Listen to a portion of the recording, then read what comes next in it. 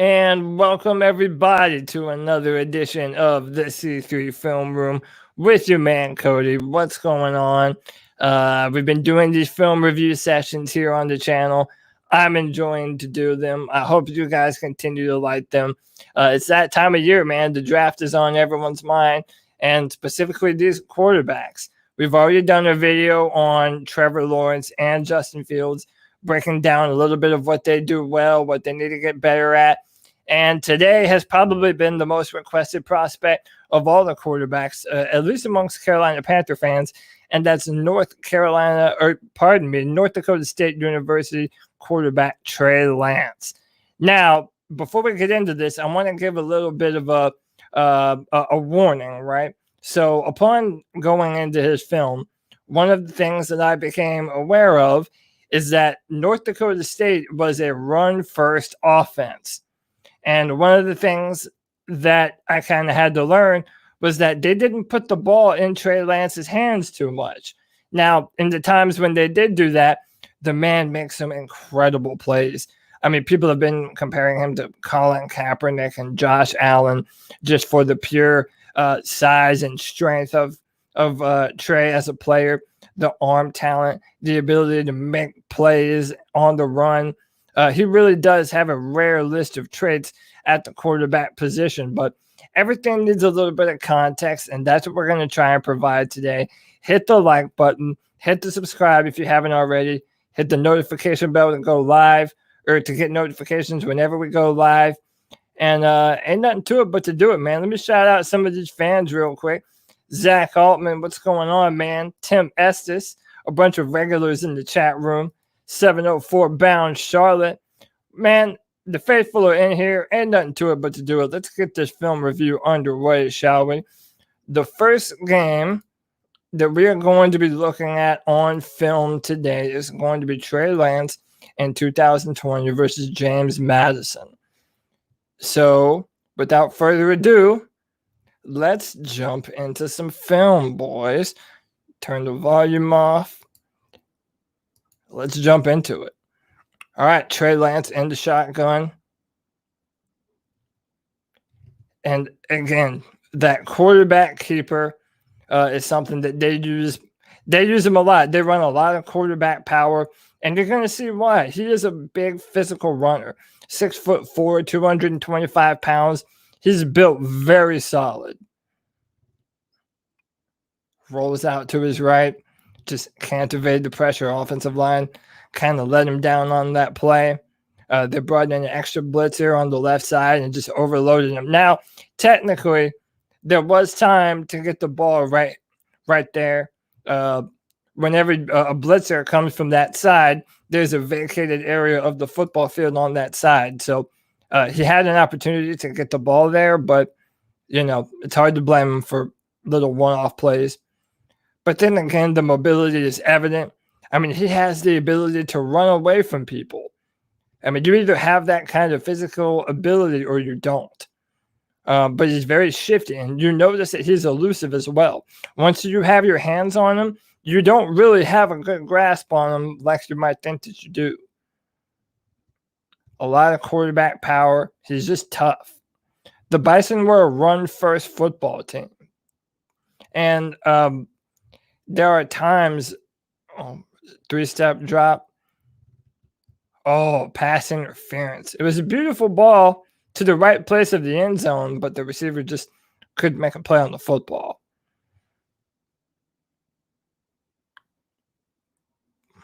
Lots of quarterback power. I didn't love the North Dakota State offense. I didn't necessarily like a lot of their designed runs. I felt like there was a little bit too much of it. I wish that they would have put the ball in his hands a little bit more. So, right here, snaps the ball, side steps to the left, evades pressure, throws a dart right up the seam to complete the pass. Again, knowing where the pressure is coming from, that's present within the pocket. That's going to be very important for him on the next level. They do a lot of these fake jet sweeps and then kind of motion him out to the other side of the football field. What's up, Alex? Zach Altman, D Cash. Yeah, he's just a mobile, fast player. Runs around good. And he has a good eye for field vision, too. He knows when there is someone running him down or when someone's about to, try and knock the ball out of his hands. He protects the football well. Great time in the pocket, just forever to throw the football. Lots of pass interference, man. Lots of pass interference. Another thing to remember is the NCAA FCS. The Bison are the best team in that conference. So this is like the Alabama of this conference. The Bison, they always have more talent than everyone else. And that is something to consider because that offensive line is better than most of the defenses that they went against. And, their receiver, I wasn't necessarily impressed by a lot of the North Dakota receiving core, but they do have some guys, just a blown protection. Now, one of the things right there is I wish that he would have been a little more hesitant to just take off and run. After he evades this right here, there's a bunch of extra space behind him. There's a good pocket. He might have just seen some space and decided to want to take off and run. But on the next level, I want to see him stop, know when he's safe, know when he's in danger, survey the football field, and deliver the football. I mean, he's able to pick up some yards, but at the end of the day, you have to be able to be poised and go through your progressions from inside the pocket.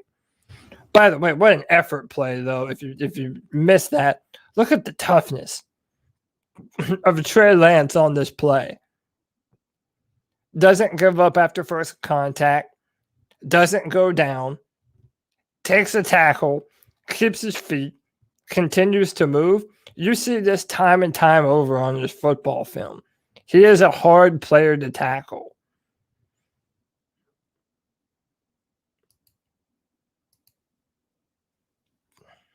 First and 19, trips right, one receiver to the bottom. Yeah, I don't love the play call. A lot of times when watching, I'm just not a fan of the play calls. Another thing to remember is that a lot of the system is based on RPOs and handing it off and basically throwing to his first read. And that's not his fault.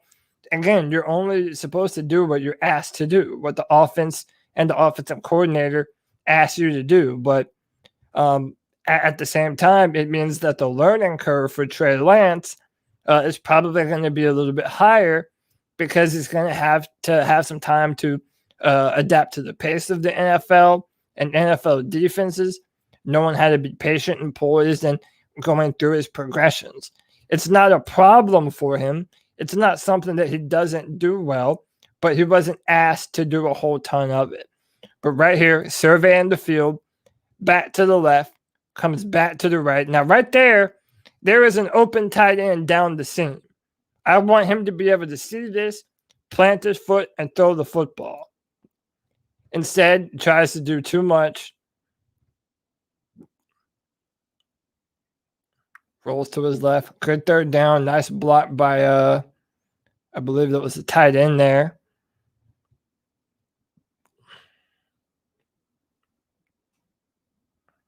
He's a powerful runner. But that's the problem when you have a quarterback that is so mobile, though, is that they have to learn that even though there is an open lane for you to run, if you wait just a little bit longer sometimes, there's something developing downfield. And that poise and pocket presence, that's important stuff. Have to have it on the next level. 2nd and 6.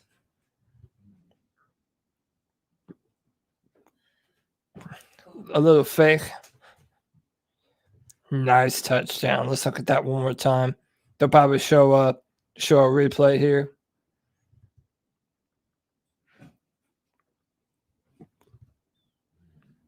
Coach is pissed off about something. But let's look at this one more time. Let's just rewind it. Fakes the handoff. Pulls out to his right. and just has a wide open tight end. Now, I don't know what the penalty was.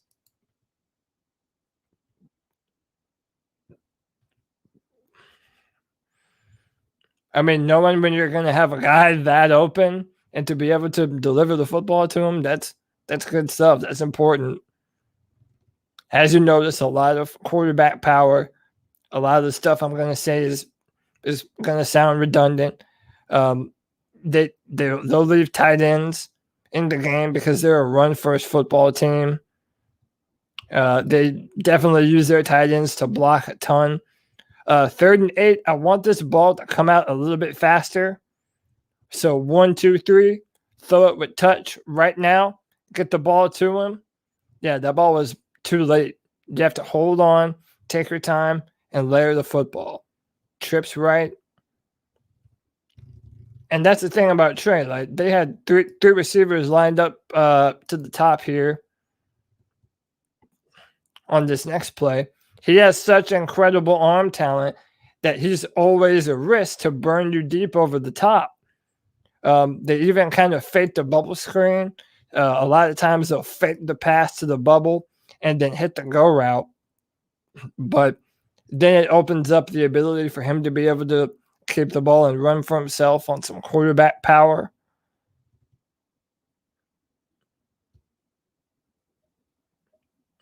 A little too far out in front of him, but it was pass interference first and foremost.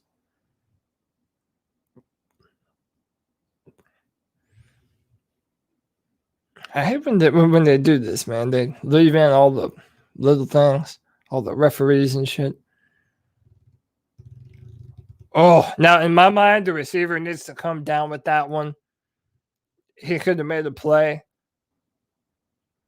I will note this one more thing. His mechanics, I wish he would tighten up the footwork a little. Right now, right when he throws it, his base is very wide. So his front foot is pretty far out in front of him. Ideally, you want your feet to be set underneath you. Whenever Cam Newton would miss big, it was because of stuff like this, just not having his feet firmly underneath him. But again, the arm talent is so undeniable that he's able to fit that ball right there. And that receiver should have come down with that.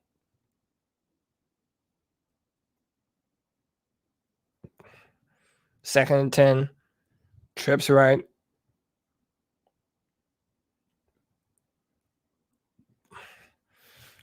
My next evolution of this film review is to try and find some all-22 film so I can see from behind the line of scrimmage. It's hard to evaluate defensive backs and receivers when you're just watching film from the broadcast because it's hard to see the routes come open. It's hard to see all the time what coverage they're in. So you may do with what you have, folks. 3rd and 5. Oh, bad fumble of the football. Just kind of a miscommunication between the running back and the quarterback on that play. And that was probably on the running back on that. Probably tried to take it from him a little too fast. Goes to the check down. He needs to be able to see if nothing is open. So they have 2 tight ends in the football game and a running back. Yeah, North Dakota is a physical football team. A lot of underneath stuff. So again, most of the time, I don't love their offense. It's like they intended for him to just kind of, well, if you don't have your first or your second read, then take off and try and run with it. Now, that might have been because of the talent that they have at the receiver position. I'm not sure, but I was not in love with their offense.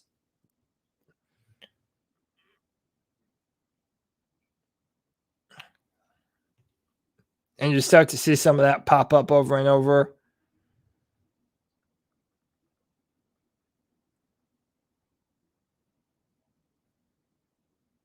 Oh, contested catch. Yeah, James Madison brought it to him. And some of you might even say that I haven't picked. Let's look at that one more time. Little roll out to the right.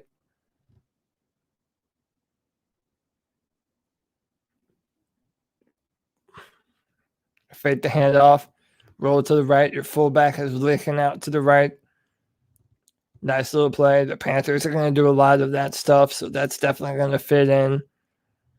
He has pocket presence. He knows where the blitz is coming from if there is pressure. He has a good feel for who's blitzing. Again, a lot of tight ends, they run a whole lot of power. And part of the reason why you hear so many people say that Trey Lance needs to sit is just because they did run so much power. They didn't put the ball in his hands a ton. Now, that isn't to say that he won't be able to make that jump. I listened to a ton of interviews. He's an incredibly intelligent young man. So I have no doubt that he'll put in the time and the effort to learn. But you just don't know, man. Talent only provides so much. You have to be willing to put in the extra work in the film room and training and practicing and making sure your body is in physical condition. 3-step drop right here. Surveys the football field. Then just takes off and runs. And he's hard to tackle, man. Hard tackle.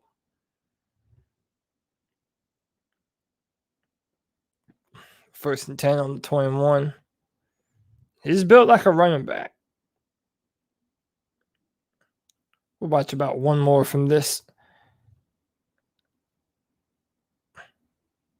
Yeah, man, he has that stutter step. He's elusive, but, he's more of a power runner for sure. He's not going to burn you like a Kyler Murray or Lamar Jackson. Let's move on to a different set of film. This is his one performance this year against Central Arkansas. And let's do South Dakota first. So again, this is another one where he was literally like 12 for 14. They just didn't ask him to throw a ton. And I'm going to leave this in too. A lot of his film is like this. It's a lot of handoff to the running back. And they do it a ton. A lot of little bubble screens. And I don't want to make it sound like I'm souring on Trey Lance as a prospect, because I'm not. The man has all the physical potential that you want at the position. There is just going to be an adjustment time from college to the NFL.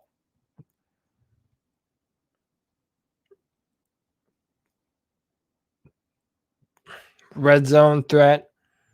He'll always be a threat to run it on the RPOs in the red zone. Man, he's very shifty. Maybe not very shifty, but he's shifty for a big man. That ball should have been out a little bit first.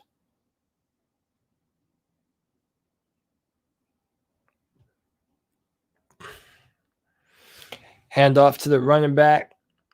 Fake forever in the pocket. Time to throw. And there's the football on that crossing route. When he puts it together, man, it looks pretty. It looks really pretty.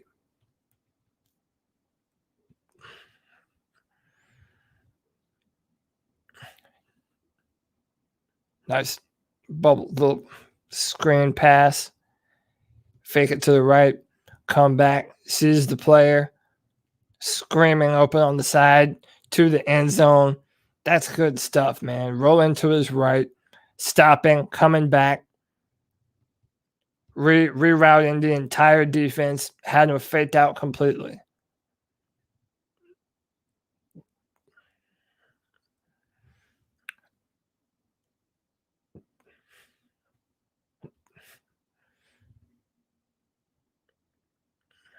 Three-step drop.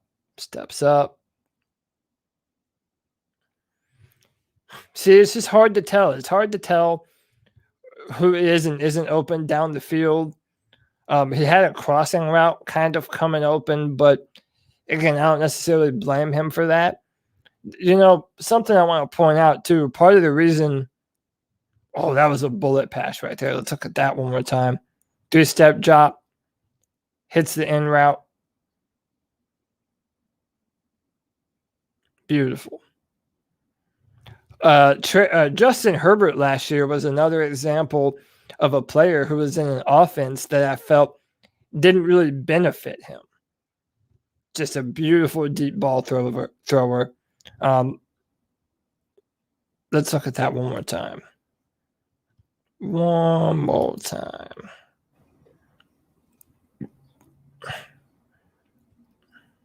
Steps up, perfect pocket. And just seeing open receivers, man, seeing the open space and coverage is important. What I was saying is Justin Herbert was a player for me last year where the offense didn't really do him a lot of favors. And I felt like once you put him in a friendlier NFL system that was designed to take advantage of some more vertical routes and some vertical concepts, that he would thrive in that. I want the ball to be out a little bit quicker right there. In fact, I don't want him to throw that ball. That probably should have been an interception. No probably about it.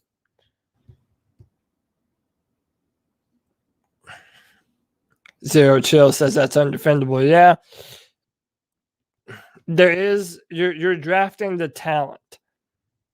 And I'm not saying that this film is bad, but the honest truth is the offense that he's in, it's a lot of first and second read design plays, a lot of RPO, and a bunch of quarterbacks have to do that. But then you see the arm talent, and he really does have the ability to push the ball downfield.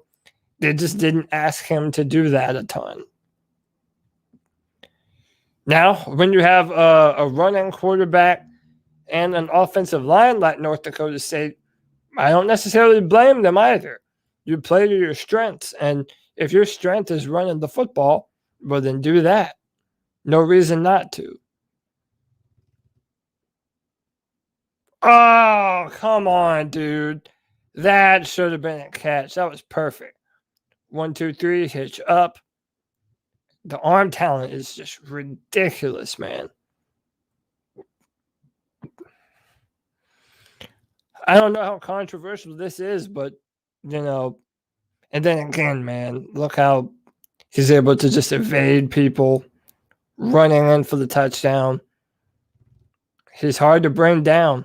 I saw Carl Van in here talking about arm tackles.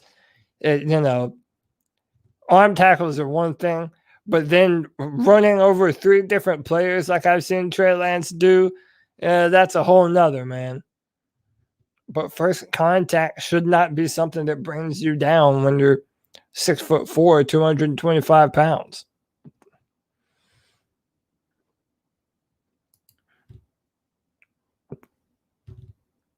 Yeah, man, I agree with that, man. If you put him in Joe Brady's offense, I kind of am of the mindset that a lot of the prospects in this year's class are going to do well in Joe Brady's system. It's just how fast they take to all the different things that it will require him to do. A lot more pocket presence. Let me rewind this. All right. Now, I watched this earlier, so I already knew to pinpoint this. The ball needs to go to the tight end right here. There is a ton of open field, and the ball needs to go to him. Instead, Trey looks that way and then turns back and goes over here, and that's just a bad throw.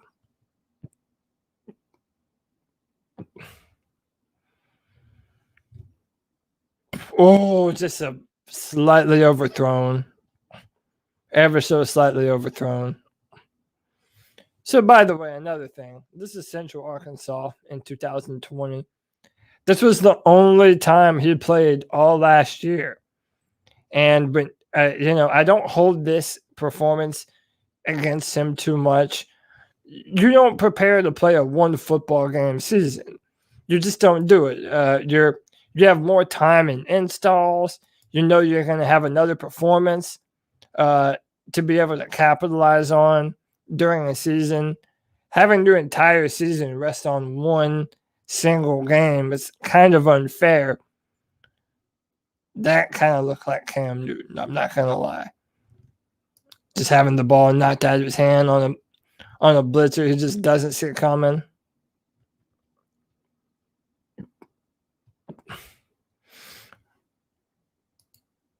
Percent chance that he busts. This is a good question, and honestly, this is a little bit true of every prospect. It depends on what situation they're drafted into. For example, going number 1 or number 2 for Trey Lance to the Jets or the Jaguars would not be a good thing for him. They do not have the infrastructure right now for him to be able to step in and be successful. I do think teams that are rebuilding, like the Panthers, that aren't necessarily looking to win right now, that might not be a bad spot for him. Let's look at this throw one more time. This is a completed catch and an example of the arm talent that Trey Lance has. Let's look at this one more time.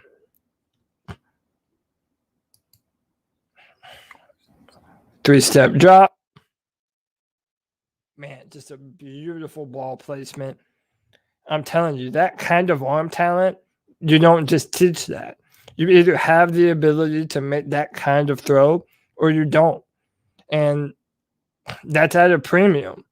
Someone mentioned Josh Allen. He was a little bit of a project. And I believe that as well, man. The only thing I want to caution is it might take him a little while. He was a little more accurate on film than Josh Allen was. But still, that jump to the speed of an NFL defense, it can hurt players sometime. Missed a little dump off pass right there.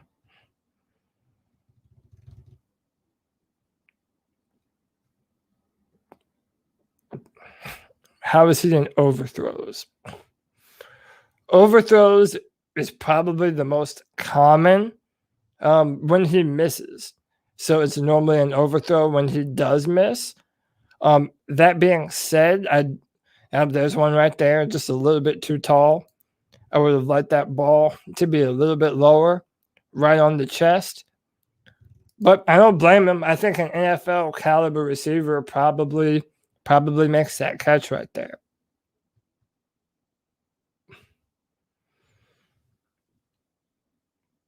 Oh, hit him right in the hands. Come on.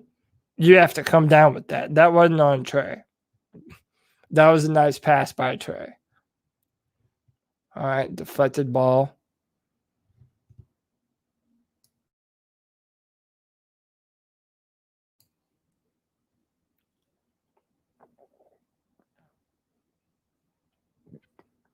It's been a while since I've watched all this film, so I'm trying to sit here and kind of notice what's going on as I'm watching it and explaining. He's not afraid to step up into the pocket. The fact that he's built so well, he's not afraid to take a hit. Another slight little overthrow.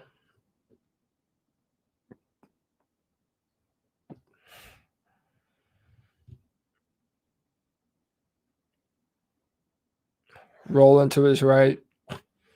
Again, just puts that ball a little bit behind him. I wish that ball would be a little more out in front. Oh, that was beautiful. Had a wide open tight end running down the seam.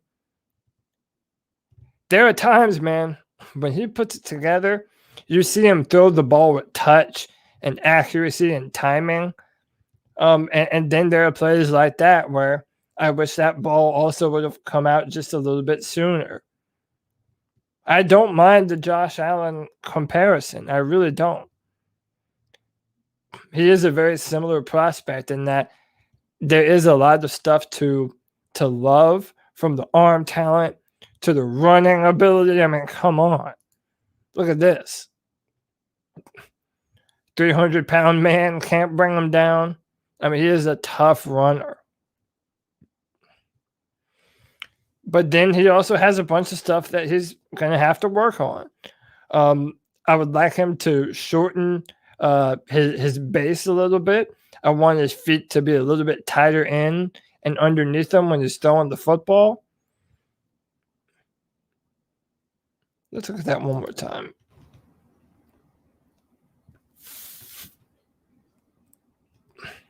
Nice pocket. Yeah, you have to make that throw. Just put it a little bit too far out in front of him. There are some mechanical things that he definitely has to work on.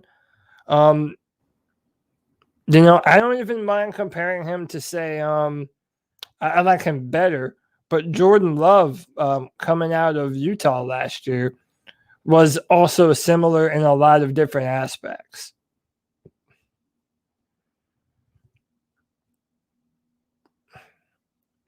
Yes, he does tuck the ball when he's running. And I mentioned that earlier. I even put that in my notes. He protects the football well. Generally, he protects the football well.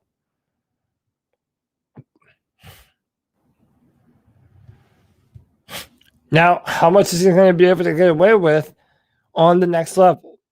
And that is a good question. You're betting on a person to be able to take the next step. At one point in time, that was a good throw too. No one thought Josh Allen was going to be able to make that next step, but he is a testament to hard work. Josh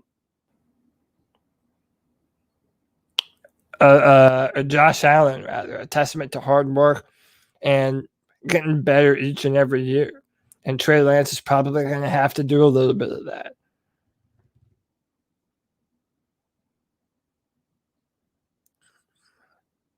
Little pass to the flat, to the tight end.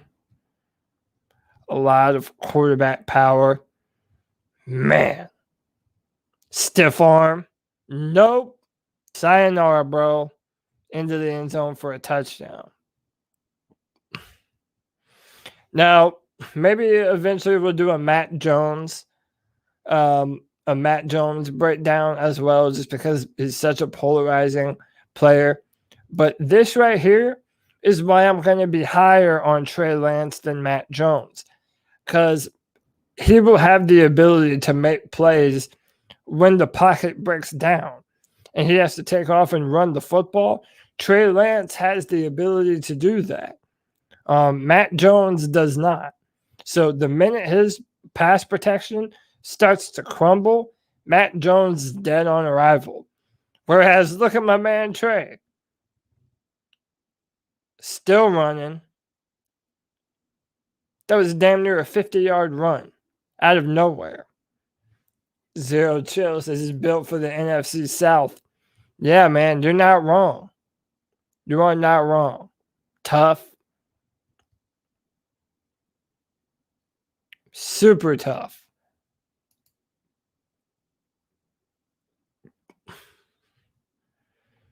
And elusive too. I mean, he's never willing to give up on the play. He's fighting for extra yards every single time. Every single time you see him run, he is fighting for more.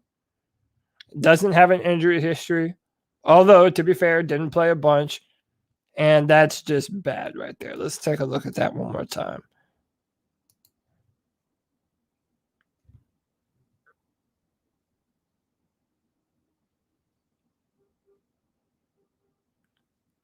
Fits the handoff. Oh, one more play. Hang on. They leave a running back in pass protection. And yeah, he is just far too late with that football right there. The free safety just checks down to the inside and cuts him off and almost took that to the house. We saw that with Justin Fields the last time we looked at his film too. Really a D1 quarterback playing D2 level. Yeah, man, you're going to have a lot of that. Ben Roethlisberger was. Josh Allen was. I believe Troy Aikman was. Tony Romo. A lot of players come from these schools that you just wouldn't expect NFL caliber quarterbacks to come from. Good coverage right there, but you want the ball to be out in front of him instead of the receiver having to make an adjustment and come back to the football behind him.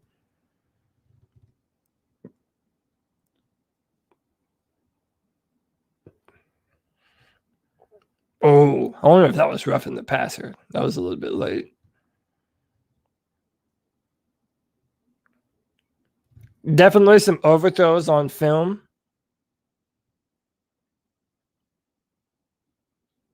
Aikman went to UCLA?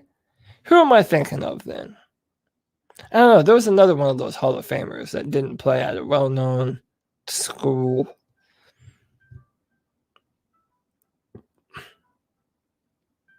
Super tough, super physical. Yeah, and look at my man Dylan Raduns up there, that left tackle, doing work for his man Trey. Someone on Twitter mentioned that we should draft the left tackle in the second round to pair with Trey, and I'm not mad at that idea. Shows brilliant patience, waits for his receiver to come back to the inside, and throws a dart downfield. Good stuff. Nothing was open downfield. Took the check down.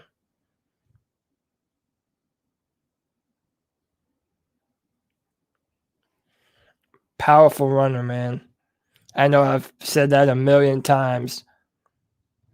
Now, my question is this. Are people going to make him pay for that in the NFL? You don't want that to always be your fallback option. But that's what Josh Allen did his rookie year, too. Just tough, man. Fights for extra yards, put the ball where it's supposed to be.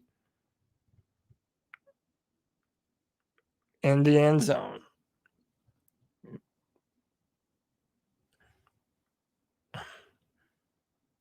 Little bubble screen pass. Shout out my man Carl. Really high highs and some low lows. Reminds me of Cam. Not a recipe for sustainable success. Only because you donate do I put that on the video, man. But I disagree with your assessment. I appreciate the $4.99 though, Carl. It just takes time. Again, no one predicted Josh Allen and Justin Herbert would have the kind of upside that they're currently displaying in the NFL. But once you put them in an NFL strength and conditioning program, put them in an NFL quarterback room and a quarterback coach that will work with them and really help them to develop their talent, yeah, man, it's it's worth spending a draft pick on to have that kind of talent. Because once you mold them, if they become the kind of quarterback that you're hoping that they will, it is incredibly hard to defend against this man.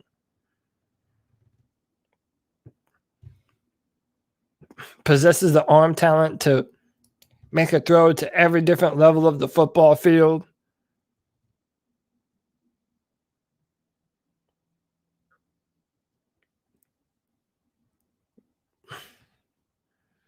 His receivers didn't do him any help. Wide open fullback in for the touchdown. And that's another thing, too. It's North Dakota State University. If you're a badass wide receiver, you're not playing for the Bison. You're going to play in the SEC or the ACC or the Pac-12.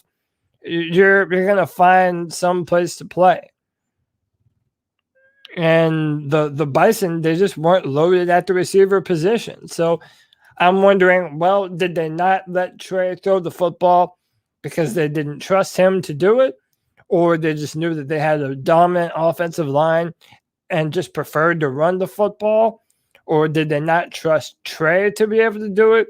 I find that hard to believe. All of his coaches rant and rave about him and talk about what he brings to the football field from an intelligence perspective. So I kind of, whenever you watch film, you have to kind of think, what am I being deceived by?